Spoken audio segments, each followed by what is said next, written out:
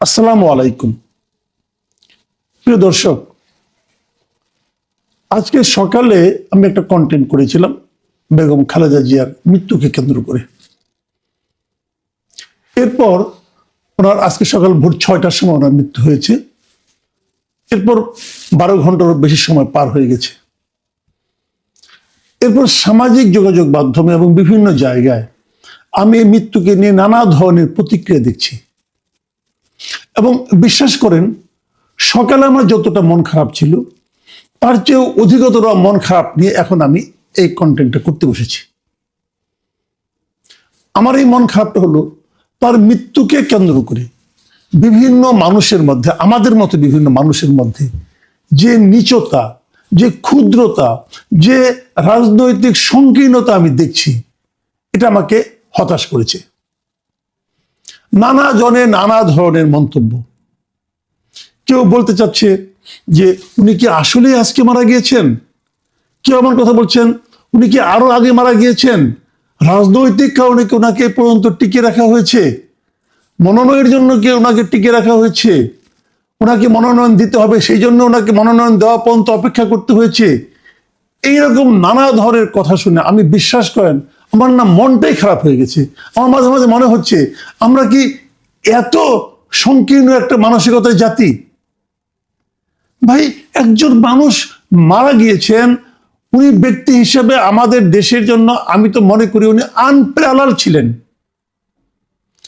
ওনার ওনার জীবনের উত্থানটা আপনি দেখেন, ওনার জীবনের স্ট্রাগলটা আপনি দেখেন, ওনার জীবনে এই দেশের মানুষের জন্য উনি কি করেছেন সেটা আপনি দেখেন। ভাবুন, একটা মানুষের উপর দিয়ে কি গিয়েছে, কতটা পেইন ওনাকে সহ্য করতে হয়েছে, তারপরেও উনি কি সুদৃঢ়ভাবে, অনড়ভাবে ওনার আদর্শের কাছে, ওনার চিন্তার কাছে উনি কিন্তু কোনো ধরনের আপোষ করেননি। মানুষটাকে সেভাবে দেখেন আপনারা। বাকিগুলো কেন, এই আলোচনাগুলো করে কেন আপনারা কি বলতে যাচ্ছেন?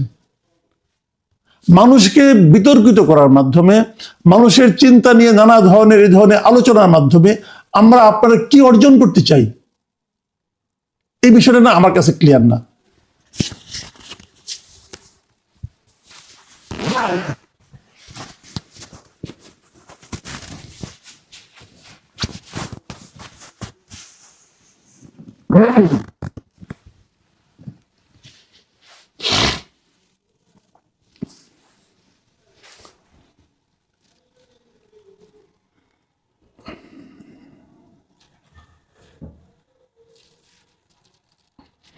যাই হোক, একটু ক্ষোভের কথা বললাম, এই প্রসঙ্গটা আমি আবার পরবর্তীতে আসবো, তার আগে বলে নেই, বেগম খালেদা জিয়া মারা যাওয়ার পরে সরকারের যে ভূমিকাটা আমার খুব পছন্দ হয়েছে। প্রধান উপদেষ্টা নিজে বক্তব্য দিয়েছেন, প্রধান উপদেষ্টা জানিয়েছেন যে উনি দেশে 3 দিনের জাতীয় শোক ঘোষণা করেছেন এবং একদিন জাতীয় ছুটি ঘোষণা করেছেন, এবং এগুলো আমার কাছে খুবই প্রয়োজনীয় মনে হয়েছে। দেশের একজন গুরুত্বপূর্ণ ব্যক্তির মৃত্যুতে এ ধরনের আনুষ্ঠানিকতা এবং সিদ্ধান্ত আমি মনে করি নেওয়া উচিত। কেন সেটাও বলি, যারা জীবিত আমরা আছি, আমরা এই সময়টা ওনাকে যেমন স্মরণ করতে পারবো, অথবা আগামীতে যারা রাজনীতি করবেন আমাদের এখানে, তারাও ভাবতে পারবেন যে রাজনীতিতে এই ধরনের আচরণ করা গেলে এই প্রাপ্তিটা মিলে, মানুষের কাছ থেকে এই শ্রদ্ধাটা পাওয়া যায়। কাজে আমি মনে করি জাতীয় জীবনে এই সমস্ত উদাহরণ তৈরির প্রয়োজন আছে। দেখুন, সারা দুনিয়াতে কিন্তু এর যে প্রভাবটা পড়েছে, সেই প্রভাবটাকে ভাবুন তো। পাকিস্তানের পররাষ্ট্রমন্ত্রী আসতেছেন, এখন বলবেন এই দেশ পাকিস্তান হয়ে গেছে, অথবা এটা তো আবার আমরা 74-71 আগের অবস্থা ফিরে যাচ্ছি। মানে সবকিছুর মধ্যে রাজনীতি খোঁজার কোনো দরকার নাই। ভাবেন তো, ভারতীয় পররাষ্ট্রমন্ত্রী তো আসতেছেন, তাহলে এখন আবার কি হলো? নাকি তাকে ফেরানোর জন্য আমাদের মিছিল করতে হবে?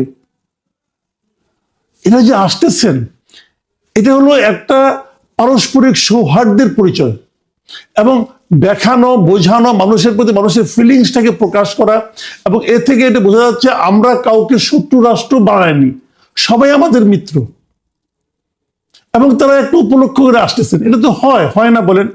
ধরেন আপনার পাশের বাড়িতে, তার সঙ্গে আপনি দীর্ঘদিন ধরে বিরোধ চলছে, সেই বাড়ির একজন মুরব্বী যদি মারা যান, সবাই আমরা যাই না জানাজা অংশ নিতে? সবাইকে আমরা যাই না সেই বাড়িতে যারা শোক সন্তপ্ত পরিবার আছে তাদেরকে সমবেদনা জানাতে? যাইতো। দেখুন, যারা বলছেন যে এটাকে নির্বাচনে রাজনীতিকে কাজে লাগানোর জন্য এই কাজটা করা হয়েছে, তাদের কাছে আমি একটা কথা বলি, কি হলো? ধরা যাক খালেদা জিয়া, আমি নিজেও বলেছিলাম যে খালেদা জিয়াকে দিয়ে কালকে 3টা মনোনয়নপত্রে টিপসই দিয়ে জমা দেওয়াটা আমার কাছে পছন্দ হয় না, এটা আমি বলেছিলাম। কিন্তু তার মানে কি এই যে এই জন্যই তাকে বাঁচিয়ে রাখা হয়েছিল? বিষয়টা এইভাবে দেখবেন না। আমি যেটা পছন্দ করিনি সেটা হলো একটা বিষয়, যে উনি তো আসলে নির্বাচনে অংশ নিতে পারবেন না, উনি প্রচারণায় থাকতে পারবেন না, বিজয়ী হলেও উনি এটা করতে পারবেন না। অতএব কি দরকার ছিল? ওই জায়গাটুকুকে আমার রাজনীতি মনে হয়েছিল।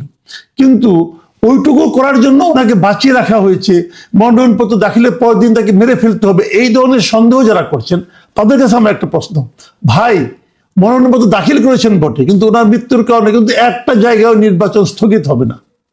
নির্বাচন স্থগিত হওয়ার যে নিয়ম, সেই নিয়মটা হচ্ছে বৈধ কোনো প্রার্থী যখন নির্বাচনী প্রচার ইলেকশন কমিশন প্রার্থী হিসেবে তাকে বৈধ ঘোষণা করার পর যদি কোনো বৈধ প্রার্থী মারা যান, তখন ওই আসনে নির্বাচনটা স্থগিত হয়ে যায়।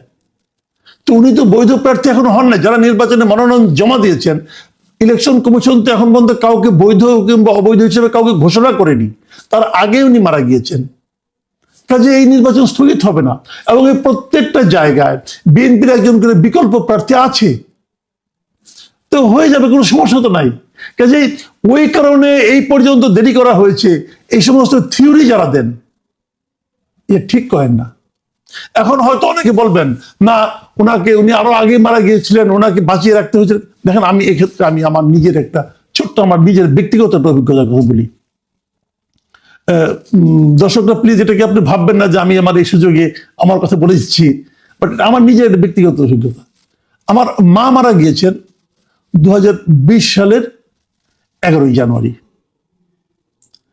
আমার মা যখন মারা যাওয়ার আগে উনি কোভিডে আক্রান্ত হয়েছিলেন, কোভিডে মারা গিয়েছিলেন। এবং শেষ দিকে ওনাকে আমরা সেরকম ভাবে ওই আপনার কৃত্রিম ভাবে বাঁচিয়ে রাখা হচ্ছিল। ওনার শ্বাস অনেকগুলো অঙ্গ ওনার কলাপস করেছিল, ওনাকে আইসিইউতে ভেন্টিলেশনের মাধ্যমে বাঁচিয়ে রাখা হয়েছিল। ডাক্তাররা বললেন যে ওনাদের মেডিকেল সায়েন্স অনুযায়ী ওনারা কোনো আশা দেখেন না, কিন্তু মিরাকল হতেই পারে, আল্লাহ যদি চায় হবে, এটা তো আল্লাহর ইচ্ছা, জীবন মরণ তো মানুষের হাতে না, কাজে অনেক কিছুই হতে পারে। তবে মেডিকেল সায়েন্স অনুযায়ী ওনারা কোনো আশা দেখছেন না। যেদিন ওনারা বললেন তারপরেও চার দিন কিন্তু উনি ছিলেন, আমরা ওইভাবে দেখেছিলাম ওনাকে। এবং আমি নিজেও আমার যুক্তি দিয়ে আমি অনেক ডাক্তারের সঙ্গে আলাপ করেছি, তারাও বলেছিলেন আপনি যদি 4 দিন রাখেন, ওনারা কোনো সায়েন্স অনুযায়ী কোনো চান্স ওনার নাই। আসলে আমরা অপেক্ষা করছিলাম আমার বোনের জন্য। আমার বোন তখন অস্ট্রেলিয়া থাকতেন, আমার বোন বললো যে আমি আসতেছি। ওনার অস্ট্রেলিয়া থেকে উনি তখনই যত তাড়াতাড়ি সম্ভব রওনা হয়েছেন এবং উনি এসেছেন। উনি এসে দেখে বললেন যে তোরা আম্মাকে কেন কষ্ট দিচ্ছিস কেন? তো আমরা আম্মাকে কষ্ট না দেওয়ার সিদ্ধান্ত নিলাম এবং 10 তারিখ দিবাগত রাতে ওনার ভেন্টিলেশন খুলে নেওয়া হয় এবং উনি মারা যান। এখন বলেন, এই ভেন্টিলেশন যদি আমরা আরো 3 দিন আগে খুলে নিতাম, তাহলে হয়তো ওনার মৃত্যু দিবস আমরা মনে করতাম যে 9 জানুয়ারি অথবা 10 জানুয়ারি, এটা হলো 11 জানুয়ারি। বিষয়টা খেয়াল করুন, এখানে কি কোনো অন্য কিছু আছে? এটাই তো স্বাভাবিক প্রক্রিয়া, তাই নয় কি? তো যদি সেটা আমার মায়ের জন্য স্বাভাবিক প্রক্রিয়া হয়, একজন অরাজনৈতিক ব্যক্তির জন্য, তাহলে তারেক রহমান তার মায়ের জন্য এটা স্বাভাবিক প্রক্রিয়া হবে না কেন? ভাই, আমি জানি না কি হয়েছে, যে পর্যন্ত ভেন্টিলেশন খোলা হয়নি সে পর্যন্ত তার দেহ চলছিল, শ্বাস প্রশ্বাস চলছিল, কিন্তু ভেন্টিলেশন থাকা সত্ত্বেও উনি মারা যেতে পারতেন। এখন ডাক্তাররা যখন ঘোষণা করবেন যে ওনাদের সমস্ত চেষ্টা শেষ, সেটাই হলো ওনার মৃত্যুর কারণ, ওনারা যেটা বলবে সেটা। আমি আপনি ভেতরে ছিলাম না ভাই, এটা নিয়ে কেন আমরা তেনা পেঁচাচ্ছি? এই যে তেনা পেঁচানোটা না, এটা বোধহয় আমাদের মজ্জাগত স্বভাবে পরিণত হয়েছে। আমরা খালেদা জিয়ার জন্য আল্লাহর কাছে দোয়া করব, খালেদা জিয়ার যে আদর্শ, সে আদর্শ তার সন্তান বাস্তবায়িত করবেন এবং আরো সামনের দিকে এগিয়ে নিয়ে যাবেন, আমরা এই দোয়া করব। আমরা পরস্পরের কাজের মধ্যে কোনো ভুল অনুসন্ধান করে বেড়াবো না, আমরা ছিদ্রান্বেষী হব না। আমি বারবার বলি, আমরা ঐক্যবদ্ধ জাতি চাই।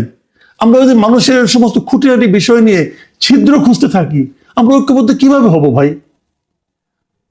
খালেদা জিয়া 30শে ডিসেম্বর মারা গেলেন নাকি 29শে ডিসেম্বর মারা গেলেন, এর মধ্যে কি রাজনৈতিক জয় হবে, কি অরাজনৈতিক পরাজয় হবে, আমি ভাই এগুলি বুঝি। প্লিজ আপনাদের সকলের প্রতি আমার অনুরোধ, এই মৃত্যু নিয়ে আর রাজনীতি আপনারা করবেন না প্লিজ। মানুষটার জন্য দোয়া করেন, আল্লাহর কাছে বলেন যে ওনার আত্মা যেন শান্তি লাভ করে, এটাই। এই যে কালকে মনে করেন আপনার হবে, জানাজা হবে, এই জানাজা নিয়েও আবার আরেক ধরনের রাজনীতি হচ্ছে। এই রাজনীতিগুলো দয়া করে কেউ করবেন না।